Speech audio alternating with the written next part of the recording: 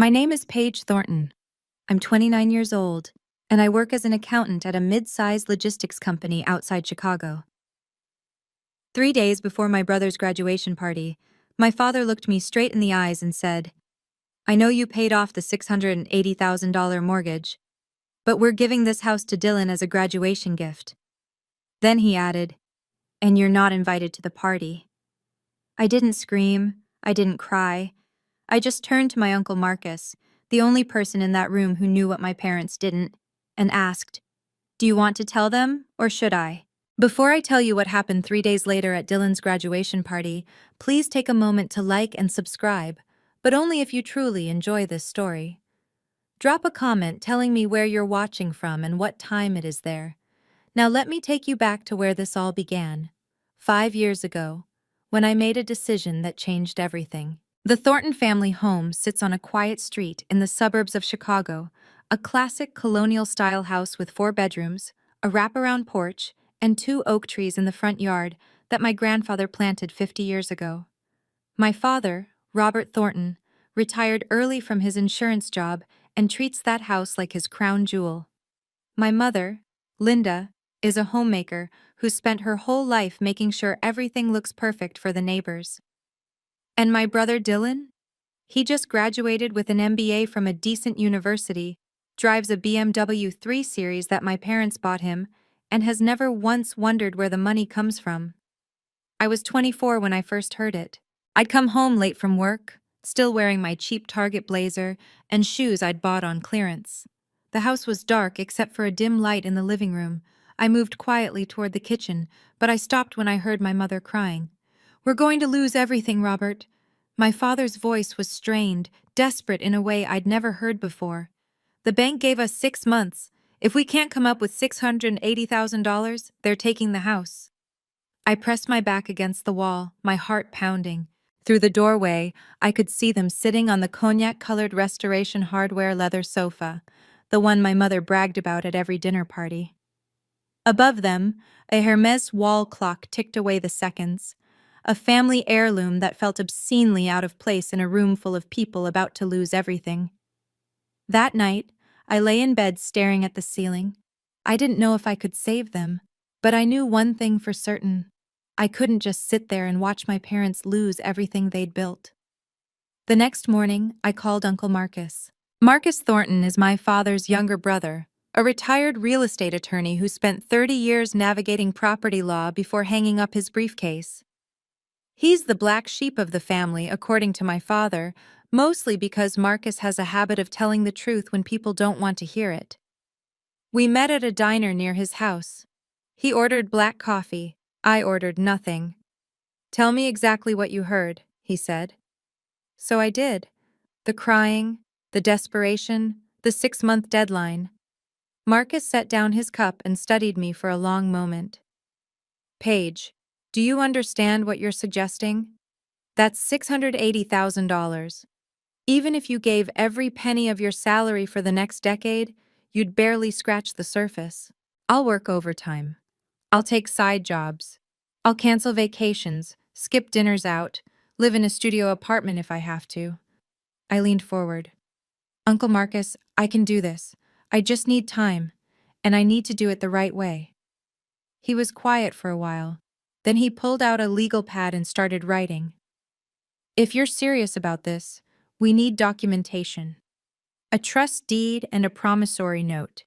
These establish you as the party paying off the mortgage, and if you pay it off completely, you become the beneficiary trustee of the property held in trust." What does that mean? It means your parents remain the settlers, they set up the trust. But you control the asset. They can't sell it, gift it, or transfer it without your signature. He looked at me hard. "I'll keep a copy in my safe, just in case." I nodded. "I'm not doing this for money, but I don't want my sacrifice to disappear either." 5 years. That's how long it took. 60 months, 1,825 days. I moved out of my decent apartment and into a studio that was 400 square feet of cracked linoleum and IKEA furniture. I assembled myself at midnight. My coworkers went to Cabo for spring break. I picked up extra shifts. They bought new cars. I drove a 2009 Honda Civic with 180,000 miles that made concerning noises every time I turned left. Every month, I transferred between $11,000 and $13,000 to the mortgage account. Some months I ate ramen for 2 weeks straight. Some months I worked 70 hours. Every single month I watched the balance go down and told myself, they'll understand when this is over. Meanwhile, Dylan's life looked different. My parents paid for his MBA, tuition, housing, everything. They bought him a BMW 3 Series when he got accepted.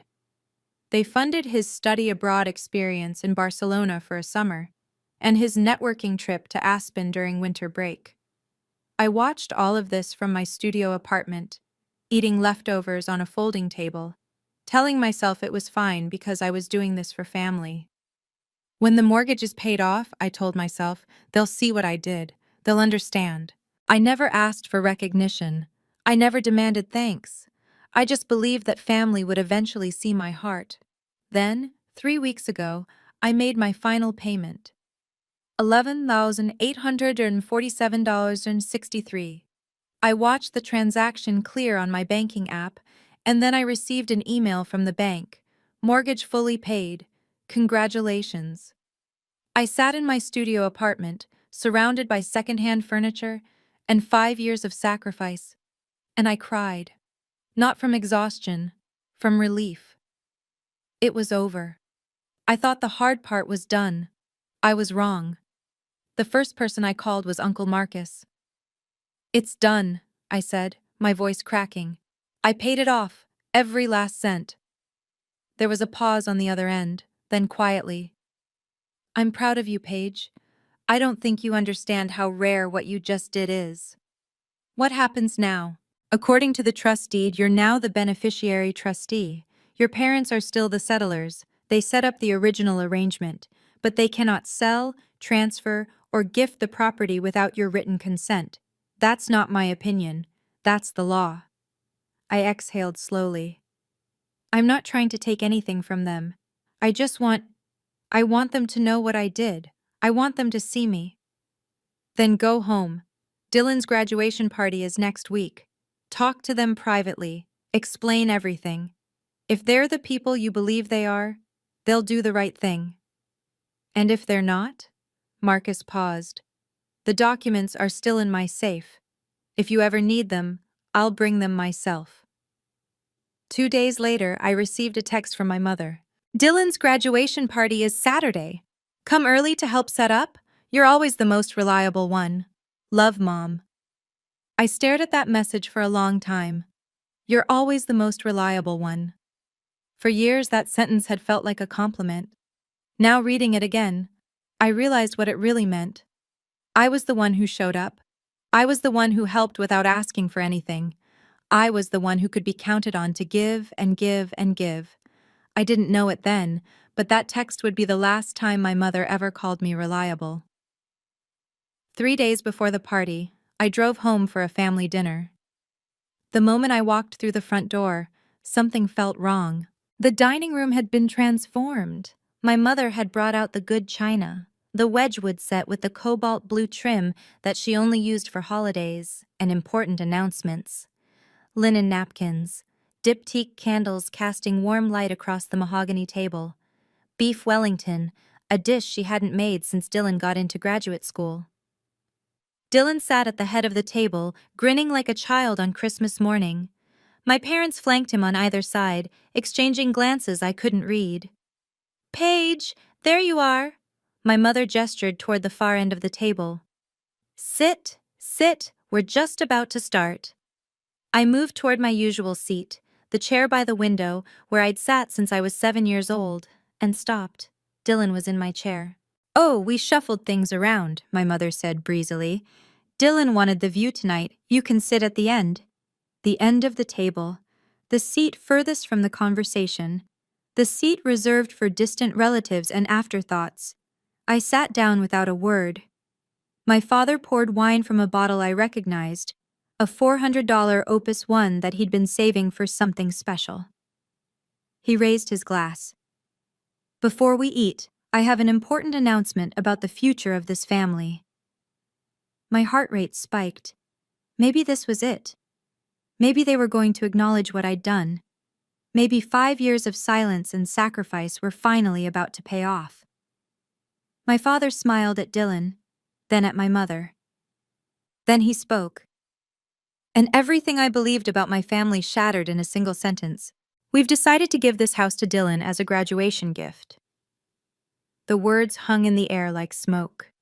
My father's face was radiant, proud, certain, the face of a man who believed he was doing something noble.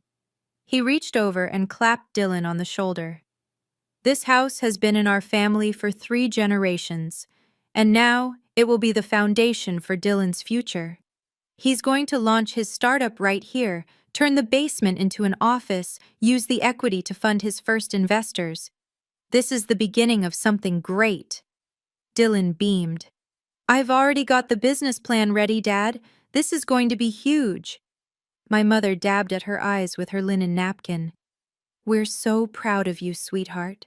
I sat frozen at the end of the table, my wine untouched, my food growing cold. They can't do this. The words screamed inside my head, but my mouth wouldn't move. They can't just give away a house I spent 5 years paying for. Finally, I found my voice. What about the mortgage?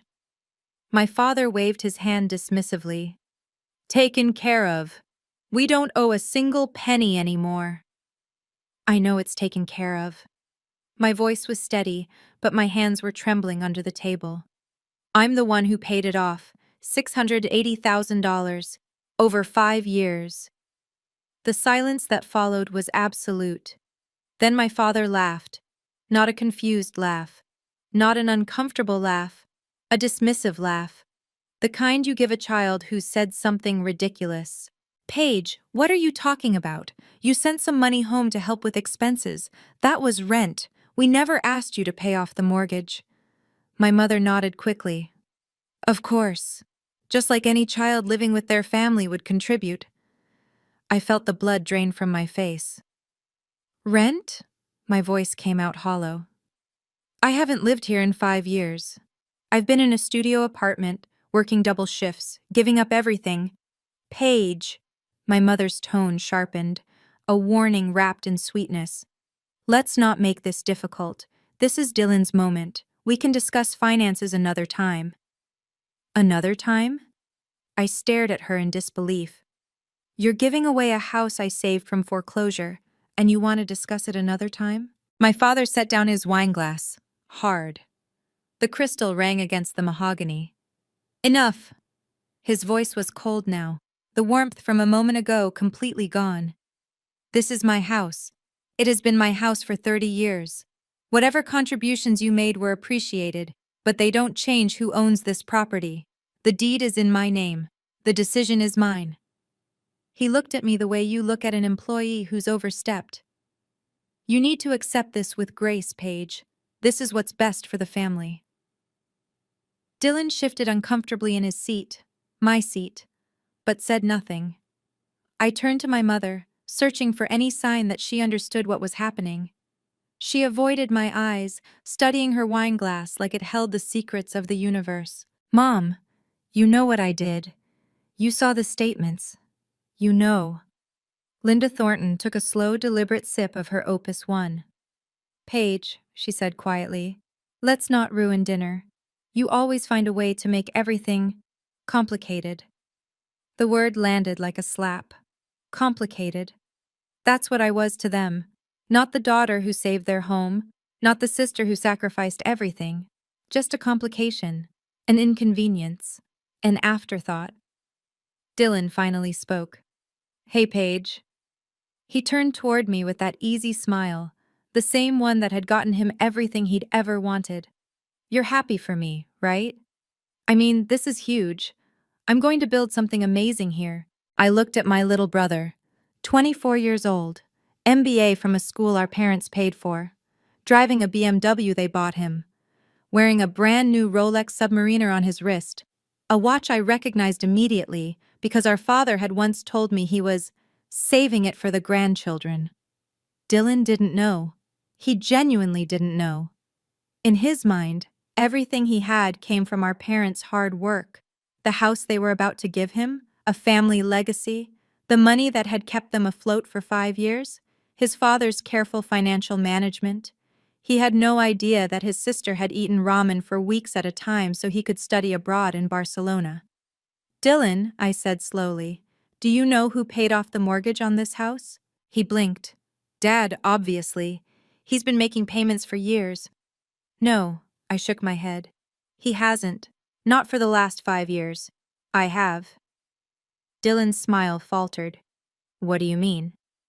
I mean that when Mom and Dad were about to lose this house to foreclosure, I stepped in.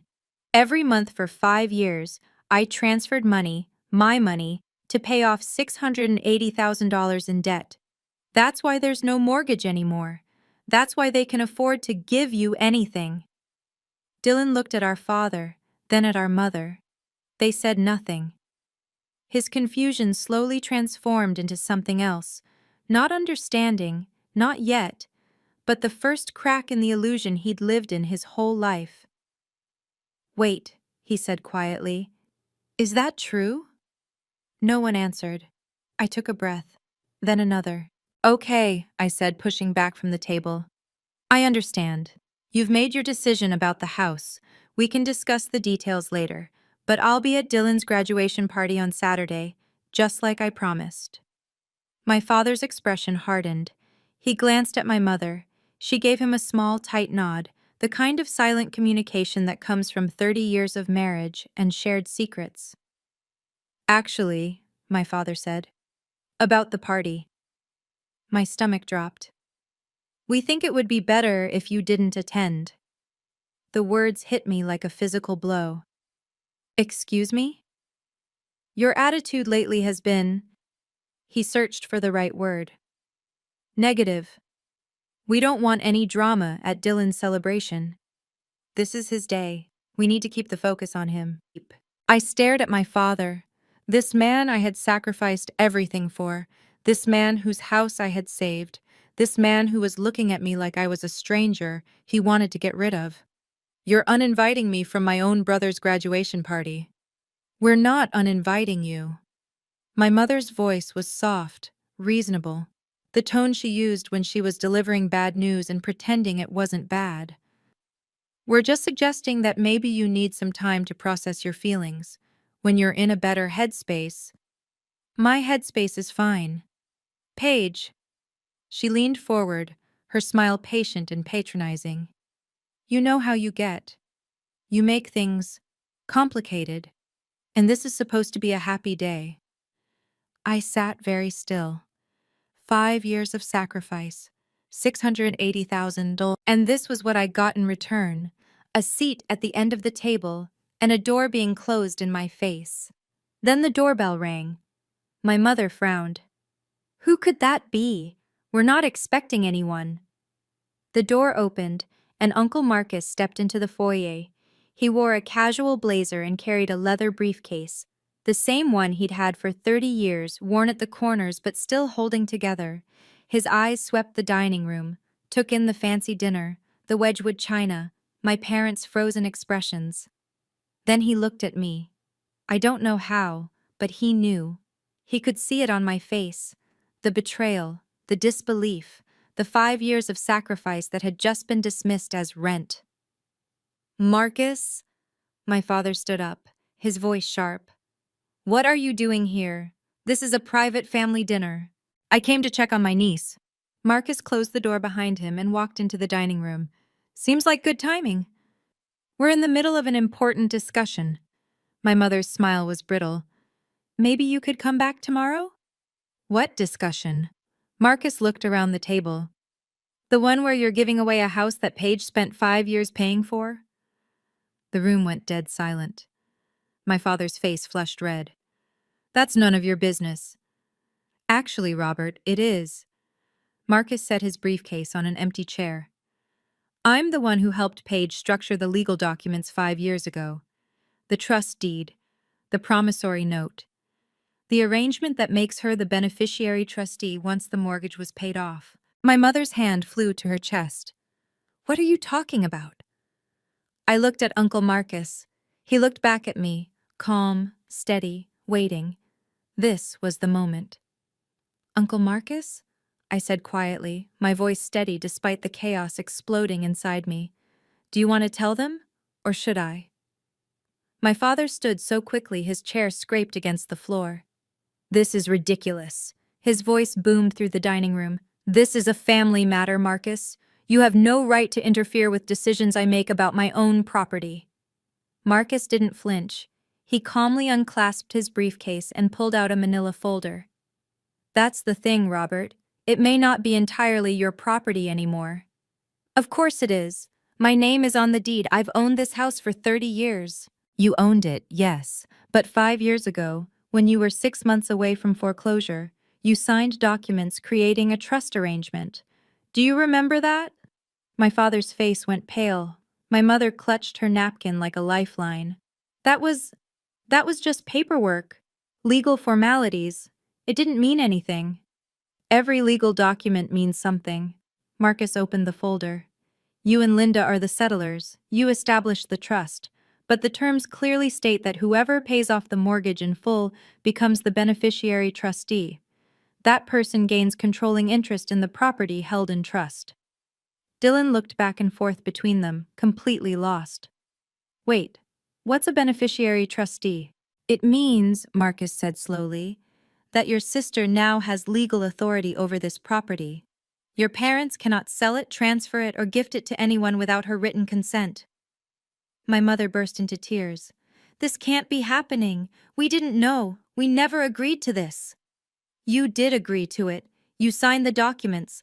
I witnessed your signatures myself. Marcus turned to me. Paige, do you have anything you want to say? I looked at my parents, their shocked faces, their desperate eyes. I don't want to fight, I said quietly. I just want the truth to be acknowledged. Marcus laid the documents on the table, the trust deed, the promissory note, and a stack of bank statements. These show every transfer Paige made over the past 5 years, 60 payments, totaling $680,000. Every single one came from her personal checking account. My father grabbed the bank statements, his hands trembling as he flipped through them. This doesn't prove anything. Anyone could have. Helen Thompson verified all of this. The room fell silent. Helen Thompson had been our family's accountant for 20 years. She handled the taxes, reviewed the financial statements, kept meticulous records of every transaction. If anyone knew where the money came from, it was her. I spoke with her yesterday, Marcus continued. She confirmed that every payment in the last 5 years originated from an account registered to Paige Elizabeth Thornton. She has copies of the wire transfers, the account holder verification, and her own contemporaneous notes. She's prepared to confirm this in writing if needed. My father's face had gone from red to ash gray. My mother was crying openly now, mascara running down her cheeks. You, my father turned to me, his voice shaking. You did this behind our backs. You went around us, set up secret agreements, conspired with my own brother. I met his gaze steadily. No, Dad. I didn't go behind your back. I saved your house when you were about to lose it. I gave up 5 years of my life, vacations, savings, relationships, so you wouldn't end up on the street. And I documented it because I wanted there to be a record of what I did, not to use against you. My voice cracked slightly. Just so someone would know. My father stared at me like he was seeing a stranger. You should have told us. You never asked. My father slammed his palm on the table. The Wedgwood plates rattled.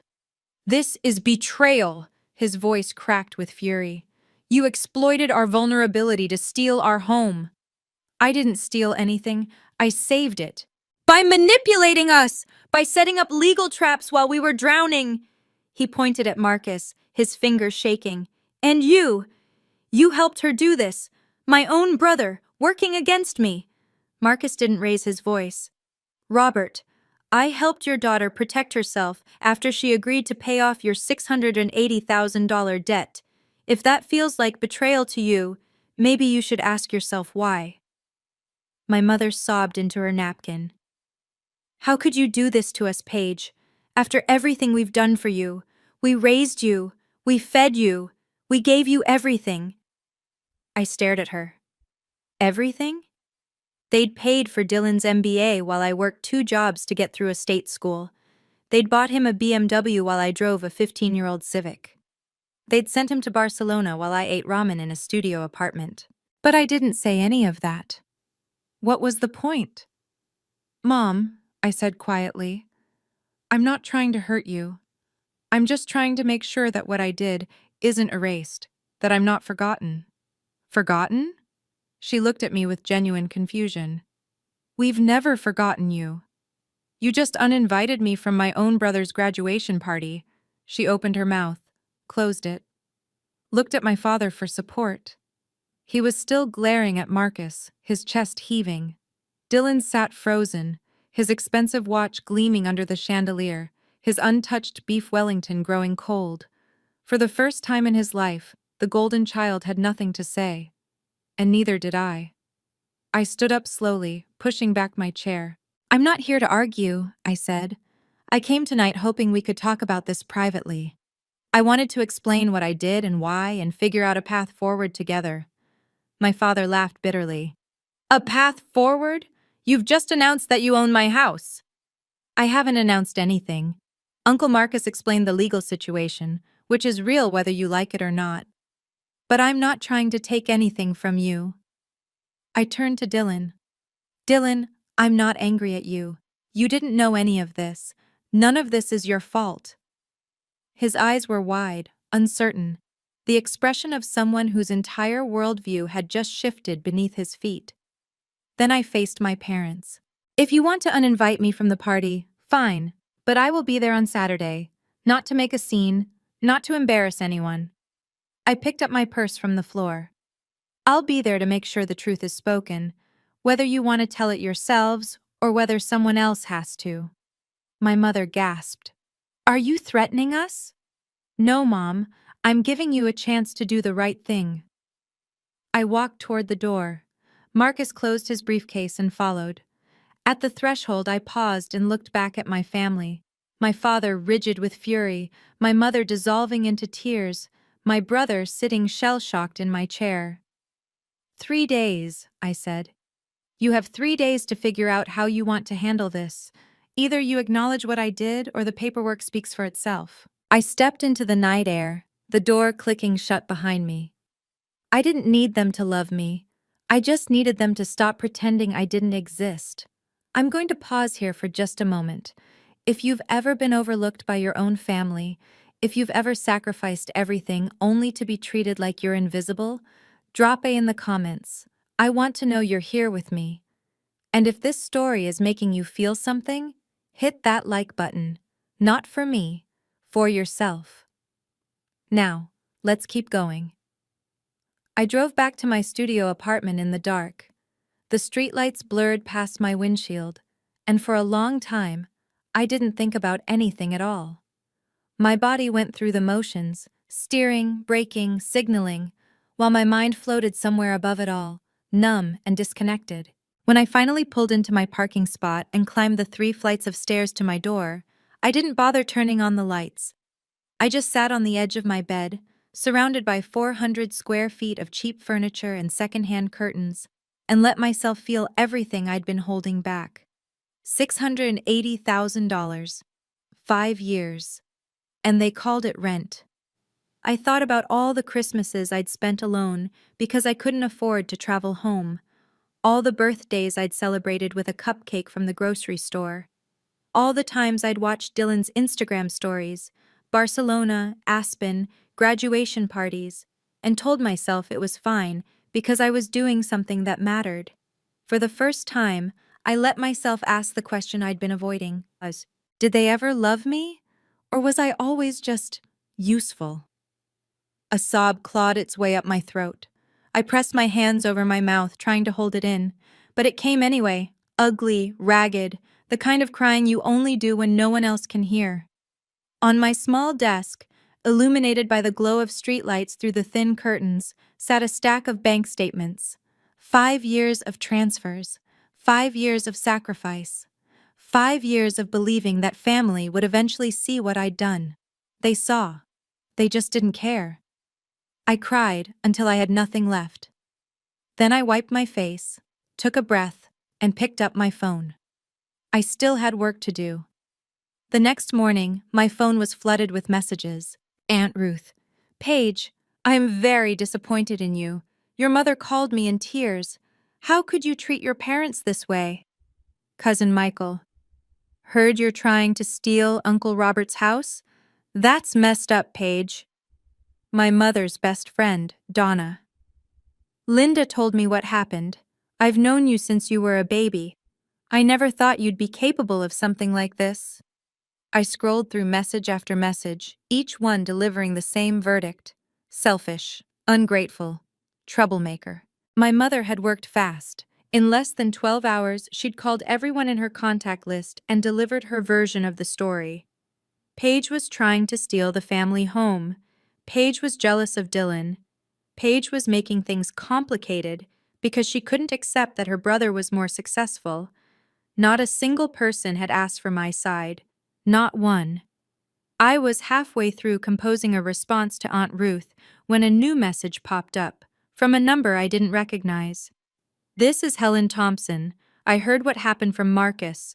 I've worked for your family for 20 years, and I know what the truth is. Call me when you're ready. Helen Thompson, our family accountant, the woman who'd processed every single payment I'd ever made. I stared at the message for a long time. If Helen was reaching out, it meant she was willing to verify what I'd done, independently, without any connection to Uncle Marcus. A second witness. A second source of proof. I saved her number and put down my phone. The assault from my extended family hurt. There was no denying that. But I wasn't going to respond. Not yet. When I spoke, it would be with evidence, and everyone would hear. I called Helen Thompson that evening. She answered on the second ring, her voice warm but serious. Paige, I'm glad you reached out. Mrs. Thompson, I wasn't sure if you'd want to get involved. I've been your family's accountant for 20 years, sweetheart. I've seen every transaction, every statement, every check that's ever crossed their books. And I've seen what you did. She paused. I think it's time someone acknowledged it. What do you mean? I mean that your father asked me about those payments last year. My breath caught. What? He called me, said he'd noticed unusual deposits into the mortgage account, asked where the money was coming from. I told him the truth, that every payment was traced back to an account in your name. I felt the room spin slightly.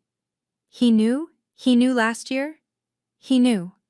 I have the email I sent him confirming it, dated March of last year. He replied with a single word. Understood. And then he never mentioned it again. I closed my eyes. All this time, I thought my parents were simply unaware, that they'd been too proud or too distracted to notice what I was doing for them. But my father had known. He'd asked. He'd received confirmation, and he'd chosen to pretend he didn't. Mrs. Thompson, I said slowly, if I needed you to verify these payments, publicly, would you be willing? I have 5 years of records, wire transfer confirmations, and my own contemporaneous notes from every quarterly review. If you need a witness, I'm ready. I thanked her and hung up. Then I sat in the dark of my studio apartment, processing what I'd just learned. My father hadn't forgotten my sacrifice. He'd buried it. And that was so much worse. I called Uncle Marcus the next morning. I spoke with Helen Thompson, I said. She's willing to verify everything. I know. She called me right after. There was a smile in his voice. You've got 2 independent sources now, Paige. Your father can spin whatever story he wants to the extended family, but he can't argue with bank records and a 20-year accountant. So what do we do? That depends. What do you want to happen at the party? I thought about it carefully. I don't want to humiliate anyone, I said. I don't want to ruin Dylan's graduation, but I'm not going to let them stand up in front of 50 people and give away a house I paid for while pretending I don't exist. Fair enough. Marcus was quiet for a moment. Here's what I suggest. We give them one more chance. If your parents want to tell the truth themselves, acknowledge what you did, adjust their announcement, then we stay silent. But if they proceed with the original plan, then you speak up. Then I present the facts, calmly, professionally, with Helen there as verification, no accusations, no drama, just the truth. And if they try to shut you down, they can try, but there will be 50 witnesses in that backyard. Half of them have already heard your mother's version of events. They deserve to hear the real story. I took a deep breath. Okay, let's do it. That evening, I laid out my clothes for Saturday. A navy blazer, a white silk blouse, simple pearl earrings. I wasn't dressing for a party. I was dressing for a reckoning. In 3 days, everything would change. I just didn't know how much. Saturday arrived, bright and warm. I parked my old Civic a block away from my parents' house and sat in the driver's seat for a full 5 minutes, steadying my breathing. When I finally walked around the corner, I saw what my mother had created. The front lawn had been transformed into something out of a lifestyle magazine. White linen tablecloths draped elegant farm tables. Strings of fairy lights wove through the oak tree branches, waiting for dusk. A catering team in black aprons set up silver chafing dishes on a long buffet table, and imported flowers.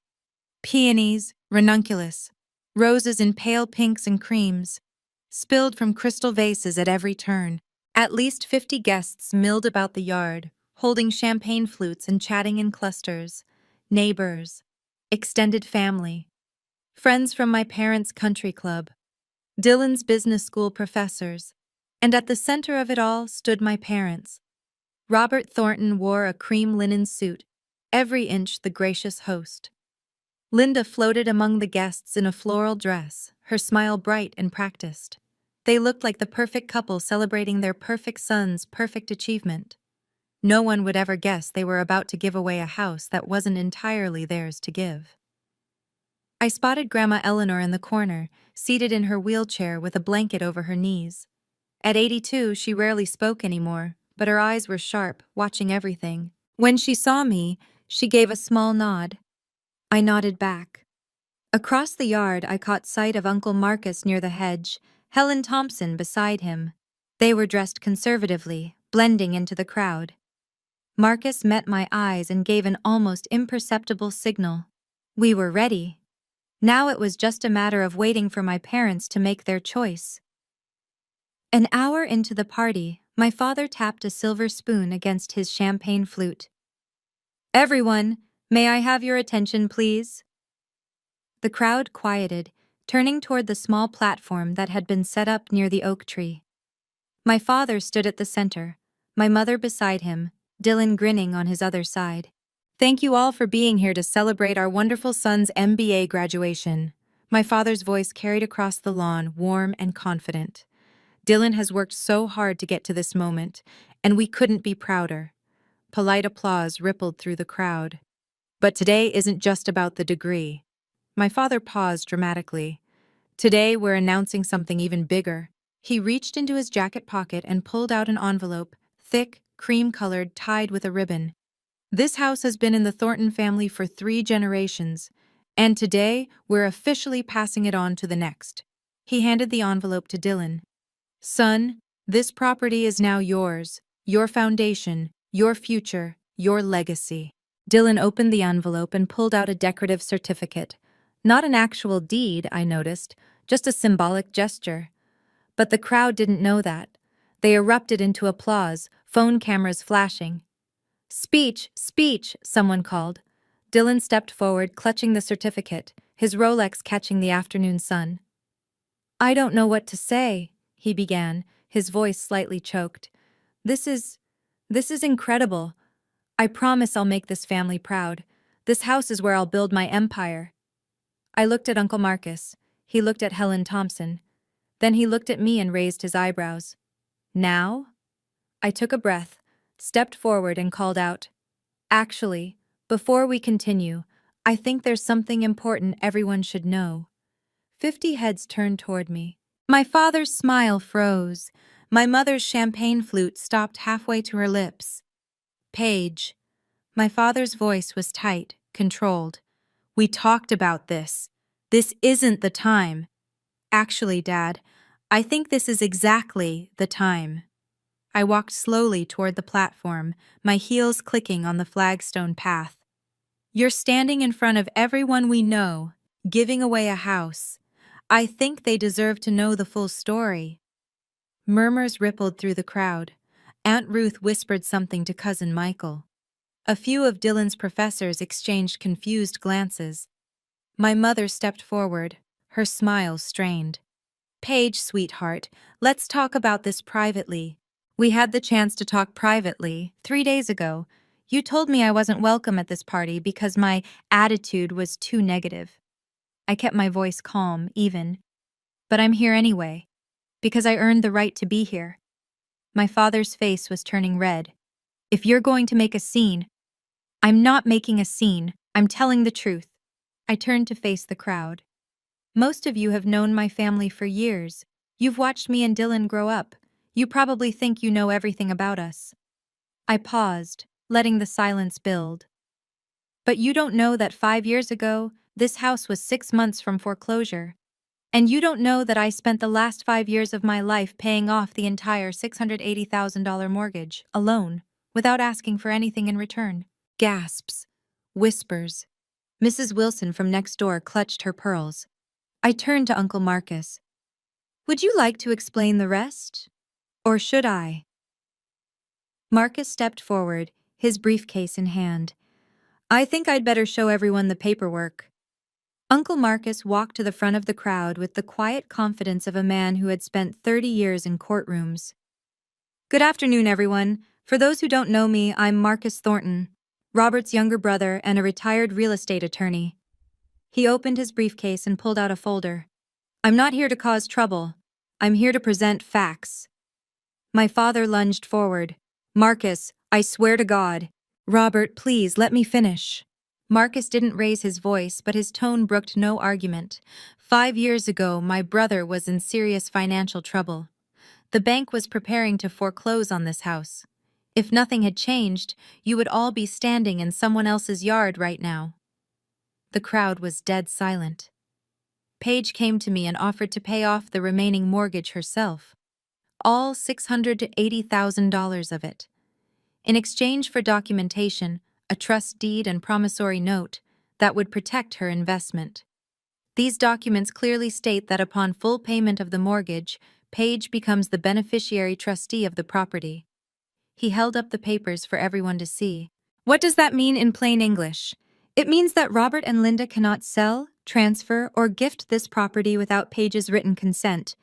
The announcement you just witnessed, legally meaningless. Dylan doesn't own this house. He never did." My father's face was purple.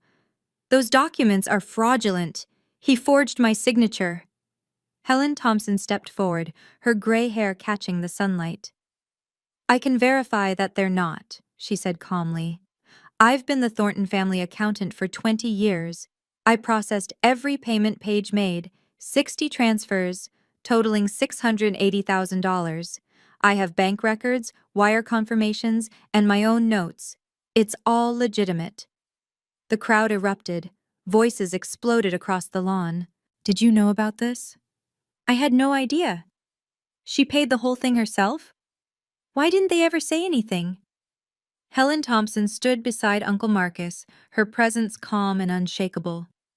"For the record," she continued, raising her voice over the noise, "Robert asked me about these payments last March. I sent him an email confirming that all deposits originated from Paige's personal account. He acknowledged receipt."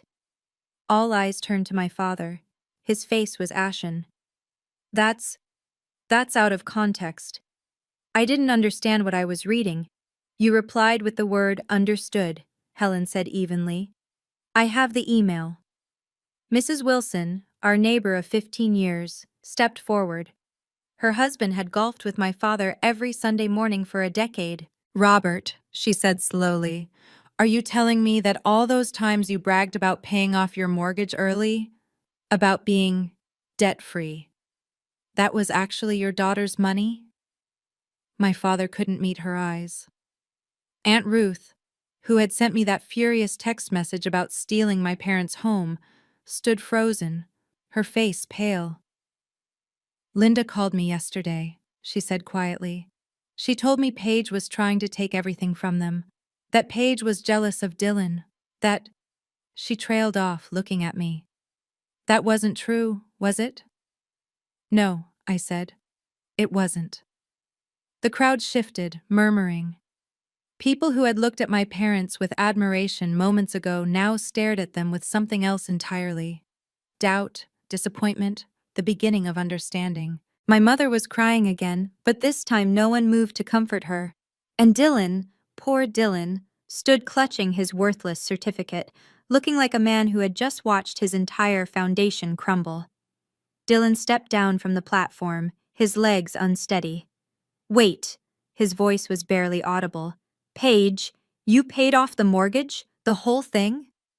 I turned to face him. My little brother, still holding that decorative certificate like it meant something. Yes, Dylan, every month for 5 years.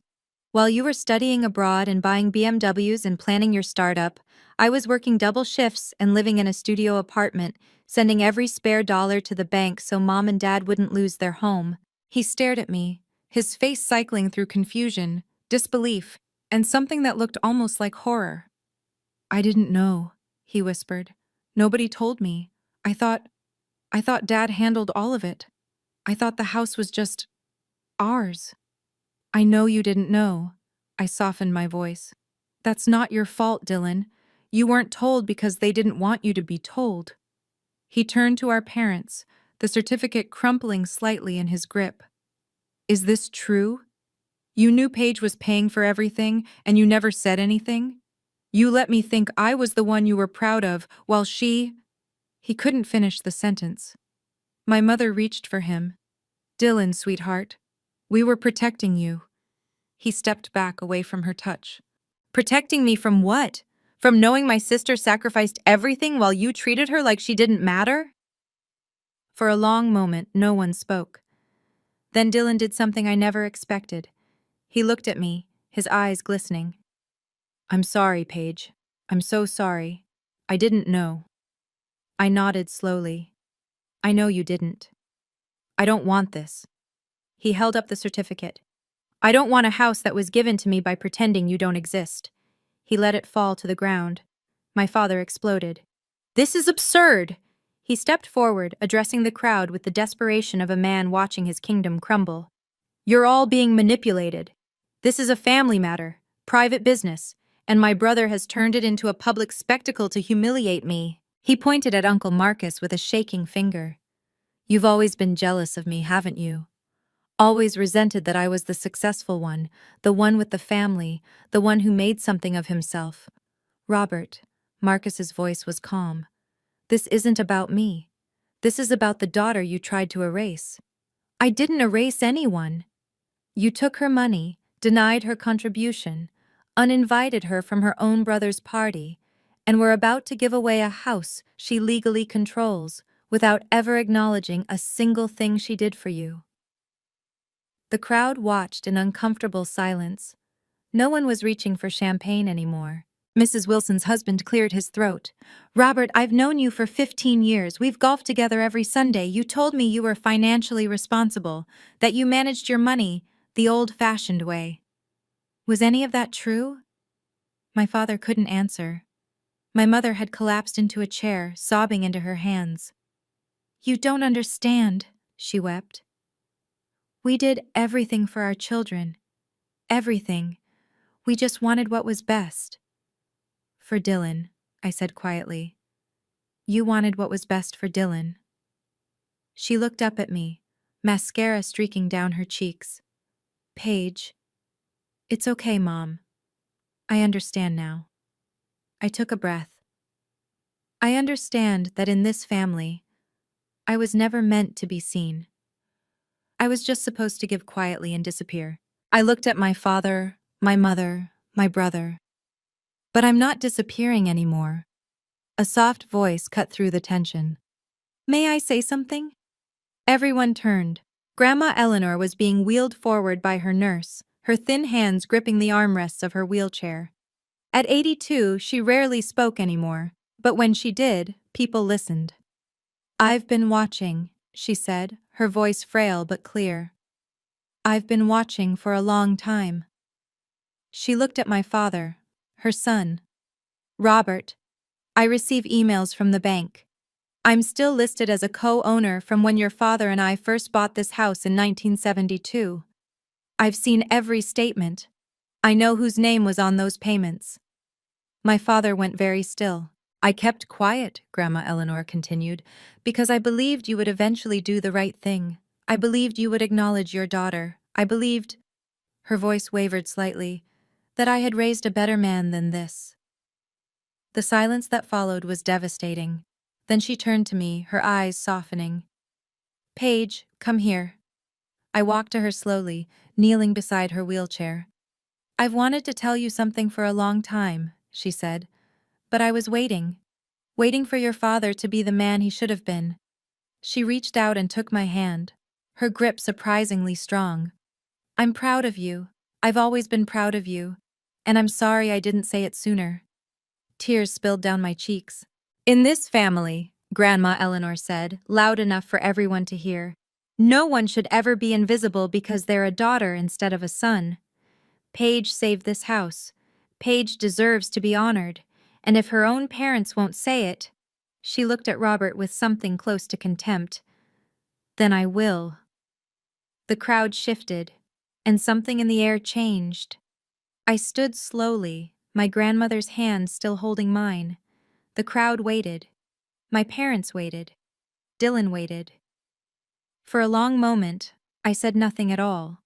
Then I spoke. I didn't come here to take anything. My voice was steady, calmer than I expected.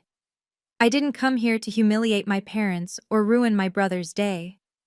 I came here because I spent 5 years being invisible, and I finally decided that I deserved to exist.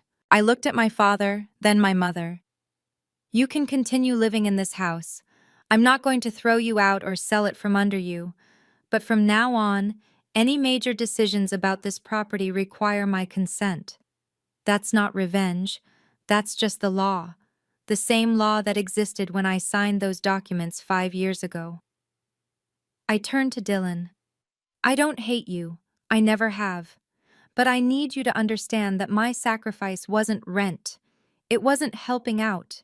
It was everything I had for 5 years so that you could have the life you have now.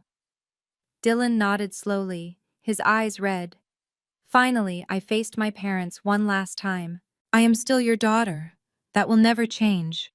But from this moment forward, respect is not optional. It's not a gift you give when you feel like it. It's a requirement.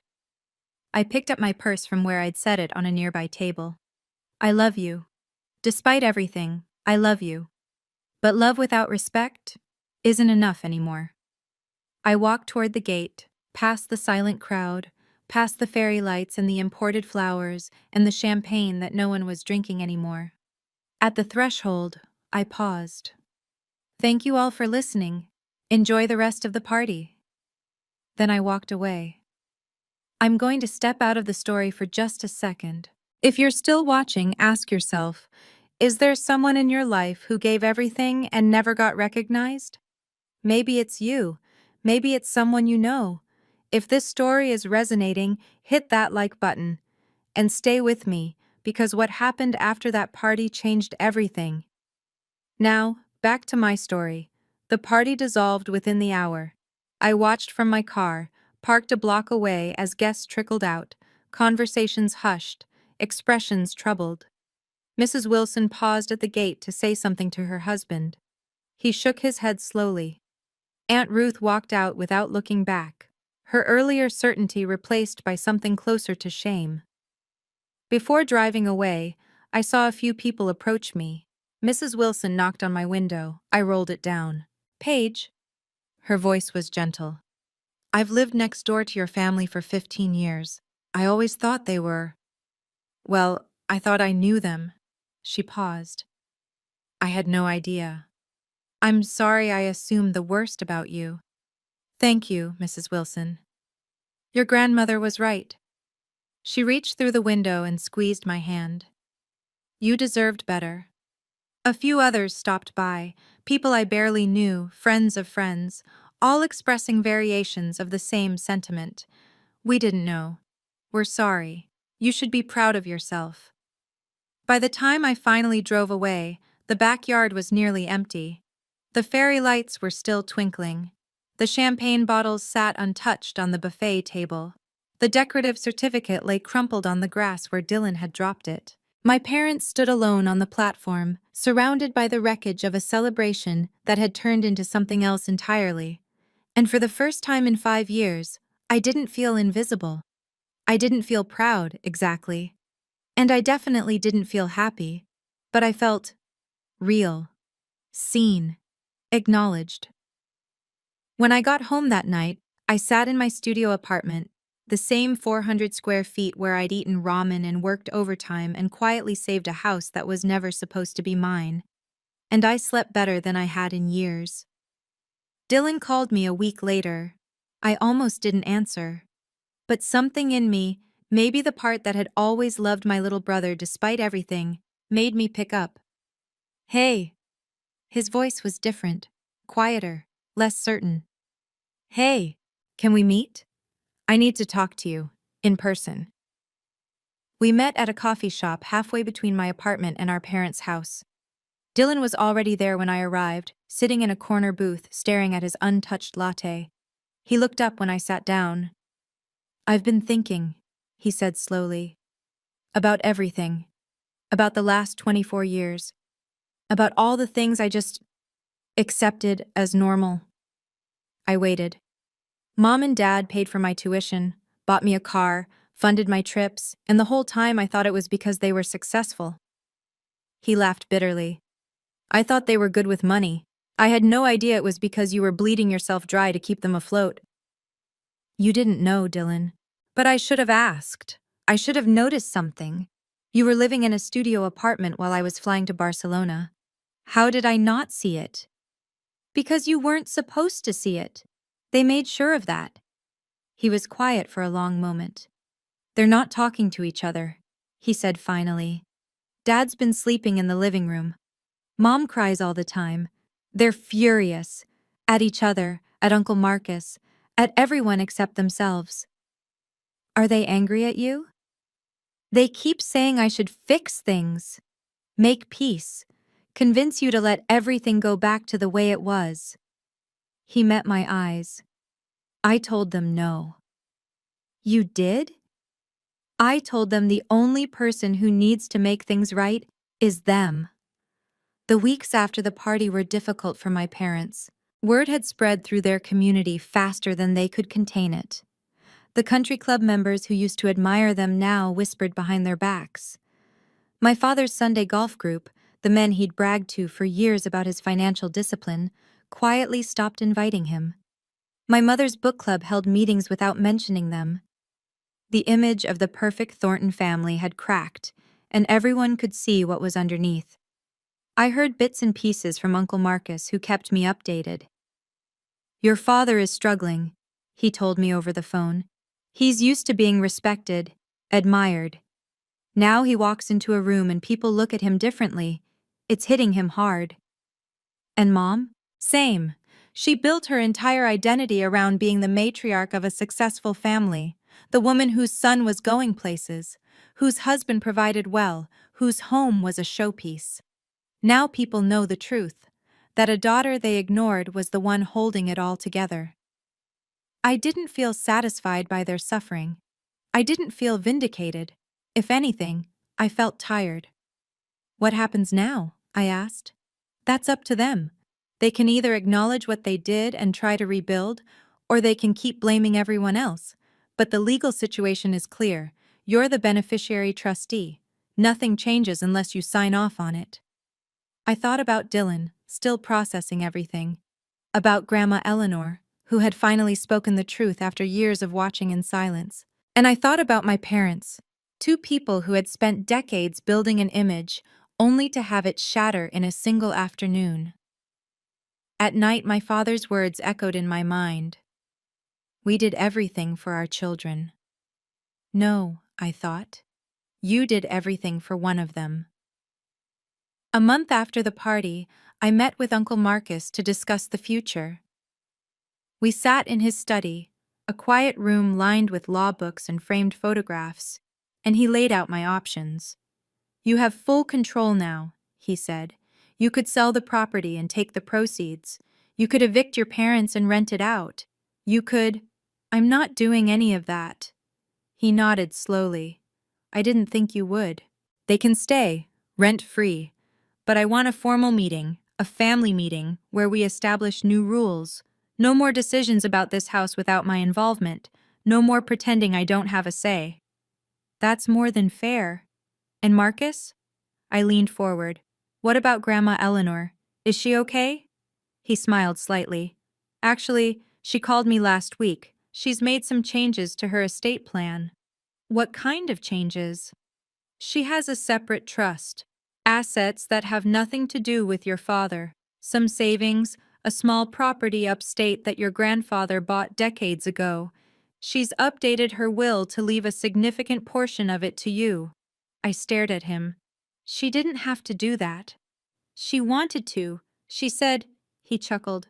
She said it was long overdue. For a moment, I couldn't speak. All those years, I thought I was alone.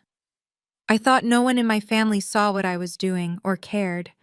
But Grandma Eleanor had been watching the whole time. She'd seen me when my own parents refused to. Thank her for me, I said quietly. Tell her I love her. You can tell her yourself. She's expecting your call. I left Marcus's house that evening feeling lighter than I had in years. The battle wasn't over. But for the first time, I wasn't fighting alone. 6 weeks after the party, the family meeting finally happened. We gathered in the living room, the same room where I'd first overheard my parents' desperation, the same cognac leather sofa, the same Hermes clock ticking on the wall, but everything felt different now. My father sat stiffly in an armchair, his face drawn. My mother perched on the edge of the sofa, her hands folded tightly in her lap. Dylan sat apart from them, closer to me than I expected. Uncle Marcus acted as mediator. We're here to establish a path forward, he said. Paige has made it clear that she's not seeking to remove Robert and Linda from the home, but there need to be new understandings in place. My father cleared his throat. For a long moment he said nothing. Then slowly, painfully, Paige, I owe you an apology. I waited. I was wrong about a lot of things. He still wouldn't look at me directly. I didn't handle this well. I should have acknowledged what you did. I should have... His voice cracked slightly. I should have been a better father. It wasn't a perfect apology. There was still defensiveness underneath it, still the hint of a man who didn't fully understand what he'd done wrong. But it was something. My mother spoke next, her voice trembling. I love you, Paige. I always have. I didn't know how to show it the right way. I know, Mom. Can you forgive us? I thought about everything. The 5 years, the $680,000, the seat at the end of the table, the words, you make things complicated. And I gave them the only honest answer I had. I need time. Forgiveness doesn't happen all at once. But I'm willing to try. Dylan reached over and squeezed my hand. 6 months later, my life looked completely different. I'd moved out of the studio apartment, finally, into a 2-bedroom place with actual closet space and windows that faced the sunrise. I bought furniture that I chose myself. A soft gray couch, bookshelves I spent a whole weekend assembling, a real dining table where I could eat dinner like a human being instead of hunched over a folding tray. My job had improved too. The overtime I'd been working for years had caught someone's attention, and I'd been promoted to senior accountant with a raise that still felt surreal. For the first time in my adult life, I had money in savings that wasn't earmarked for someone else. Things with Dylan got better. We started meeting for lunch once a month, then every 2 weeks. He was different now, less certain, more thoughtful. His startup plans had been put on hold while he re-evaluated what success really meant. I didn't know if he'd ever fully understand what the last 5 years had cost me, but he was trying. That counted for something. My parents were harder. We spoke occasionally, carefully. The relationship was nothing like it had been before, but maybe that was okay. The old relationship had been built on me giving everything and expecting nothing.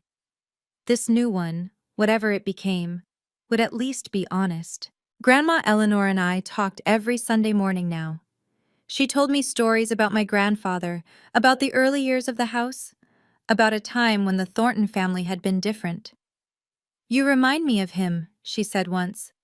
"Quiet, steady, stronger than anyone realizes." I didn't cry often anymore, but that made me cry.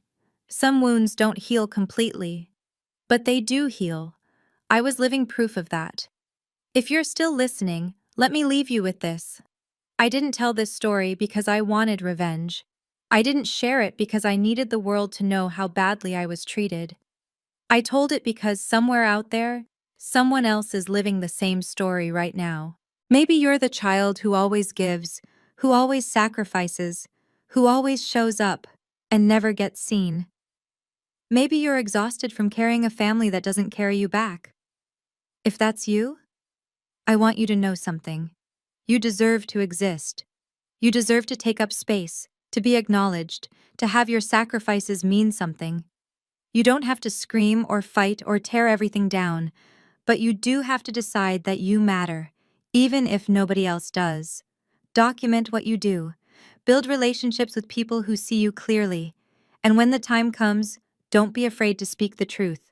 I spent 5 years believing that family would eventually recognize my sacrifice, that love would be enough, that if I just gave a little more, tried a little harder, stayed a little quieter, they'd finally see me. They didn't. And that's not my failure. That's theirs. But the moment I stopped waiting for permission to exist, the moment I decided that I was worthy of being seen whether they agreed or not, everything changed. My name is Paige Thornton. I'm 29 years old. I paid off a $680,000 mortgage for a family that called it rent. And I don't regret a single dollar. Because in the end, that money didn't just save a house. It saved me.